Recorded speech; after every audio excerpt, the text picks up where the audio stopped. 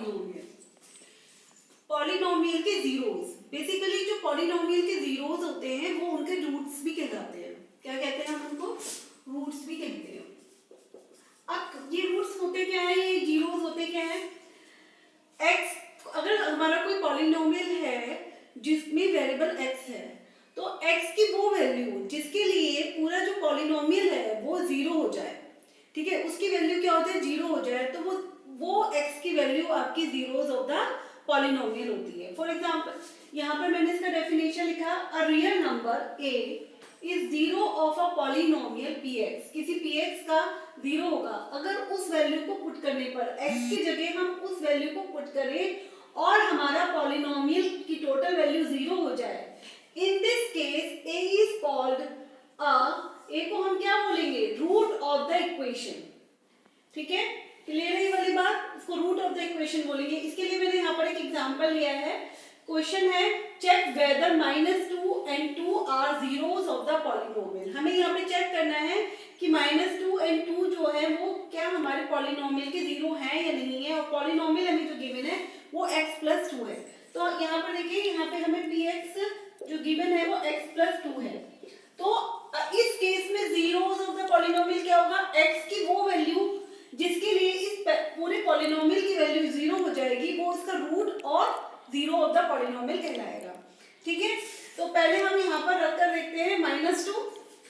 तो मैं यहाँ पे -2 रख रही हूँ, या मैं ये -2 रख रही हूँ, x की जगह -2, ये +2 है ऑलरेडी, तो ये बिकम 0।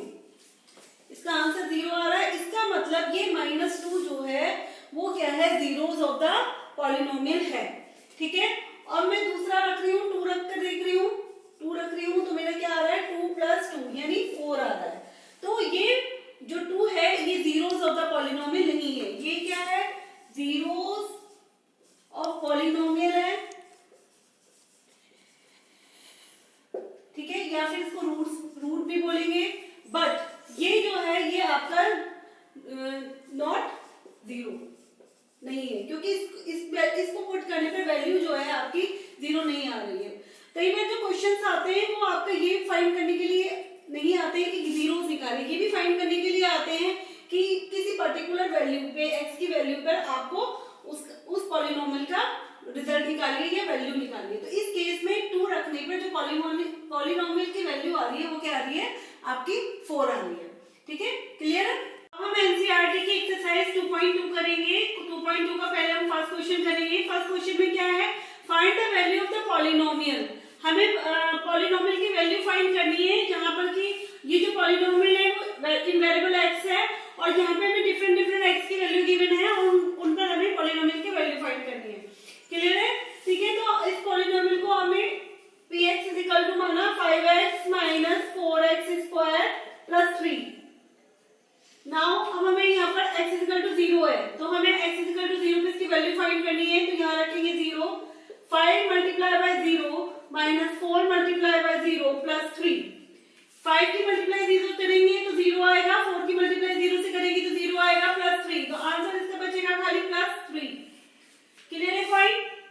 नेक्स्ट क्वेश्चन है हमारा, हमें -1 पे वैल्यू फाइंड करनी है। -1 के लिए 5 × -1 -4 -1 का होल स्क्वायर +3। ठीक है, 5 की मल्टीप्लाई -1 से करेंगे तो क्या आएगा? -5। 4 की मल्टीप्लाई -1 के स्क्वायर से करेंगे तो -1 का स्क्वायर क्या होता है? 1 होता है। तो 4 × 1 + 3। जब हम इसको सॉल्व करेंगे यहाँ पे -5 - 4 कितना होगा? -9 + 3। माइनस प्लस क्या हो जाता है आपका? सब्ट्रैक्शन होगा यहाँ पर। तो आंसर क्या आएगा? माइनस का साइन हमेशा याद रखिएगा, जब हम यहाँ पे माइनस है या प्लस है तो साइन हमेशा कौन सा आता है? जो बड़ा वाला नंबर होता है उसका साइन आता है, इसलिए -6 हुआ है। क्लियर है पॉइंट? ठीक है, ये जो थर्ड पार्ट है x = 2, ये आप खुद से ट्राई करेंगे। ठीक है, अगर आपको नहीं आ रहा है, आपसे नहीं हो पा रहा है, तो आप मुझे कमेंट में डालिए। ठीक है, मैं आपसे ये क्वेश्चन दोबारा डिस्कस करूंगी। उसके अलावा कोई आपका जो टॉपिक है जो आपको क्लियर नहीं हो पा रहा है, आपको उसमें प्रॉब्लम आ रही है, तो वो भी आप कमेंट बॉक्स में डालिए। वो उस टॉपिक पे मैं वीडियो बनाऊंगी और उसे इजी मेथड में आपको समझाने की कोशिश करूंगी। ठीक है, अब आते हैं हम नेक्स्ट सेकंड क्वेश्चन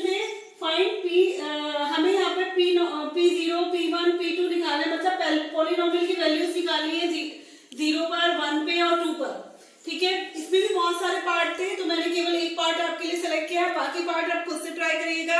अगर नहीं आते हैं तो उसके बाद आप मुझे कमेंट में डालिए, मैं आपके साथ वो डिस्कस करूंगी।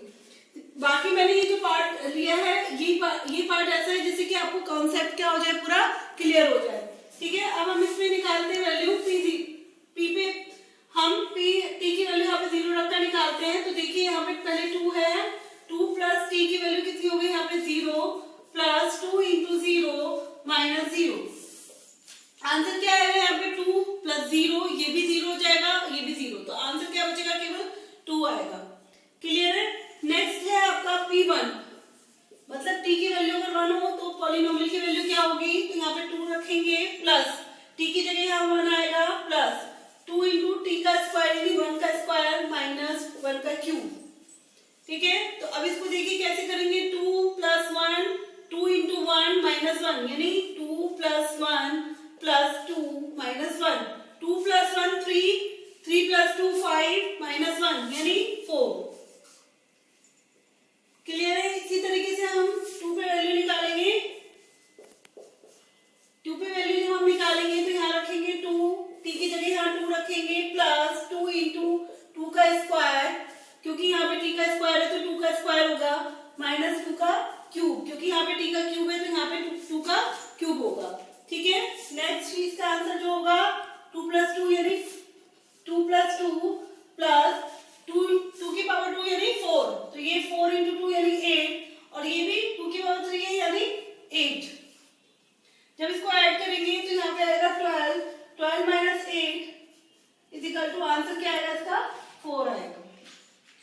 एक्सरसाइज 2.2 का थर्ड क्वेश्चन डिस्कस करेंगे। इस क्वेश्चन में हमको क्या करना है, इस क्वेश्चन में हमको फाइंड करना है कि ये जो वैल्यू है x की ये इसका 0 है या नहीं है, मतलब इस वैल्यू को रखने पर x की इस पॉलिनोमियल की वैल्यू 0 आनी चाहिए। अगर इसकी वैल्यू 0 आ रही है तो x इज इक्वल टू -1/3 इसका 0 होगा, रूट होगा। क्लियर है पॉइंट। ठीक है, तो अब क्या करेंगे हम यहाँ पे हम -1/3 रखेंगे x की जगह, 3 इंटू -1/3 प्लस 1। जब ये 3 आपस में कैंसिल आउट हो जाएगा, हमारे पास क्या बचेगा -1 प्लस 1 जो कि क्या है 0। तो क्या पता चल रहा है कि -1/3 x की वैल्यू रखने पर पॉलिनोमियल की वैल्यू क्या आ रही है 0। इसका मतलब x इज इक्वल टू -1/3 इस पॉलिनोमियल का 0 है। क्लियर है पॉइंट। नेक्स्ट क्वेश्चन है आपका p माइनस m/l, यहाँ के लिए सेकंड इस पार्ट के लिए, इस पार्ट में क्या करना है हमको, l x की जगह -m/l रखेंगे प्लस m। ठीक है, l आपस में कैंसिल आउट हो जाएगा, -m प्लस m होगा जो कि 0 होगा। तो इसका मतलब -m/l को 0 रखने पर आपका ये पॉलिनोमियल की वैल्यू 0 आ रही है। इसका मतलब x is equal to -m/l इस पॉलिनोमियल का 0 है। ठीक है, इस थर्ड क्वेश्चन में बहुत सारे पार्ट थे, मैंने केवल कुछ ही पार्ट सेलेक्ट किए जिससे कि आपके सारे कॉन्सेप्ट क्लियर हो जाए। ठीक है, बाकी के पार्ट आप खुद से ट्राई करेंगे। अगर पार्ट आपके नहीं हो पा रहे हैं तो आप मुझे कमेंट बॉक्स में डालिए, मैं दोबारा वो पार्ट्स आपके साथ डिस्कस करूंगी। क्लियर है। अब नेक्स्ट हम लेते हैं, नेक्स्ट हमारा जो क्वेश्चन है उस क्वेश्चन में हमको जो 7th पार्ट है उसमें हमें 2 रूट गिवन है, मतलब 2 ये गिवन है, इन पे हमें 2x की वैल्यू गिवन है, इन पर हमें चेक करना है कि वो इसके जीरोस हैं या नहीं है। ठीक है, तो इस क्वेश्चन को जो हम करेंगे तो कैसे करेंगे, यहाँ पर देखिए p, पहले हम इस वाली वैल्यू को रखते हैं -1/√3 को, इसको रखते हैं 3 इंटू -1/√3 का होल स्क्वायर -1। ठीक है, तो अब यहाँ पर देखिए जब -1 का स्क्वायर होता है वो 1 ही होता है, √3 का स्क्वायर होगा तो 3 होगा, तो बेसिकली क्या हो जाएगा 1/3 -1, ये 3 आपस में कैंसिल, 1 - 1 यानी आ रहा है 0। इसका मतलब कि x की वैल्यू -1/√3 को रखने पर इस पॉलिनोमियल की वैल्यू क्या आ रही है 0 आ रही है, तो ये इसका रूट है, क्या ये इसका जीरोस है। क्लियर है। अब हम दूसरी वैल्यू रखकर देखते हैं सेम पॉलिनोमियल में, वो है 2/√3। जब हम इस वैल्यू को रखते हैं यहाँ पे 3 इंटू 2/√3 का होल स्क्वायर -1। ठीक है, तो क्या हो रहा है 3 इंटू 2 का होल स्क्वायर कितना होता है 4, √3 का होल स्क्वायर 3, तो 4/3 -1, 3 आपस में कैंसिल हो गया, क्या बचा हमारा 4 - 1,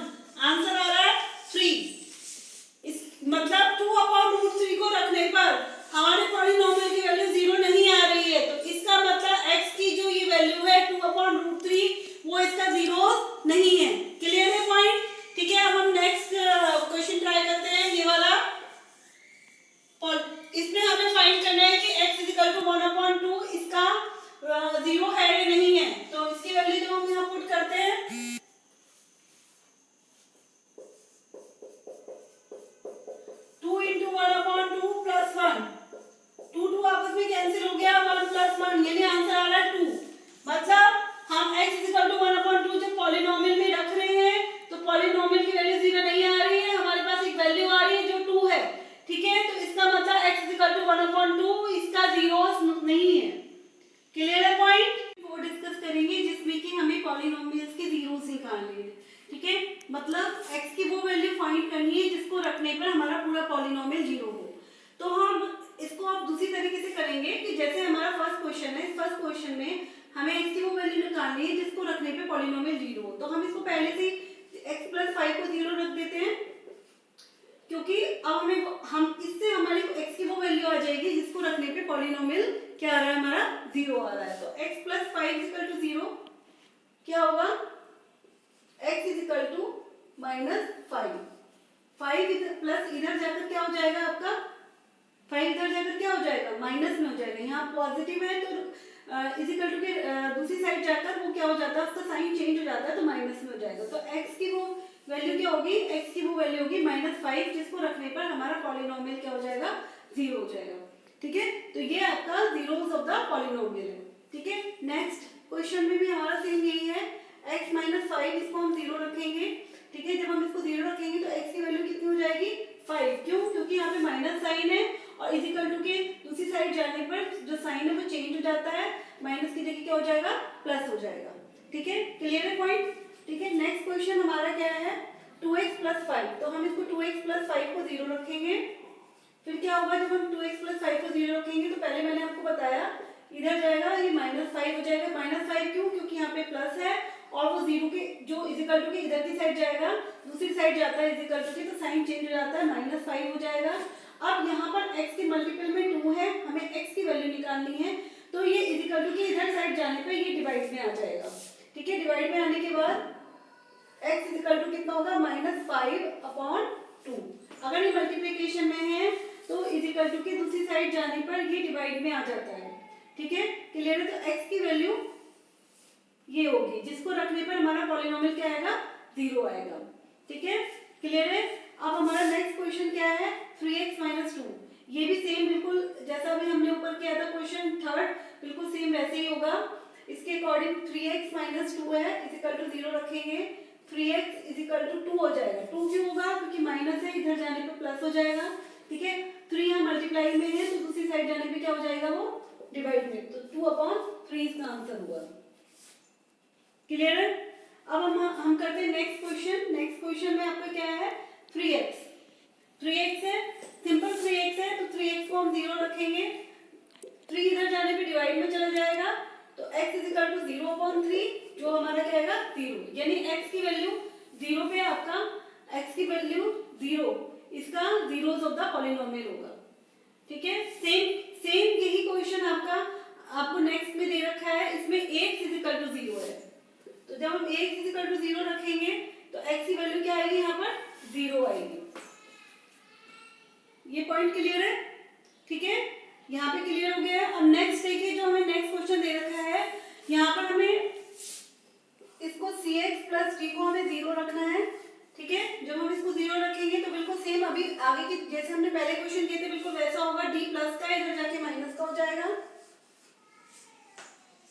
ठीक है। और क्योंकि c x के मल्टीपल में है, ठीक है, c x के मल्टीपल में है तो इजिकल टू की दूसरी साइड जाके डिवाइड में हो जाएगा। तो जो इसका आंसर आएगा वो x = -d/c, ये इसका रूट आएगा या जीरोस ऑफ द पॉलिनोमियल आएगा।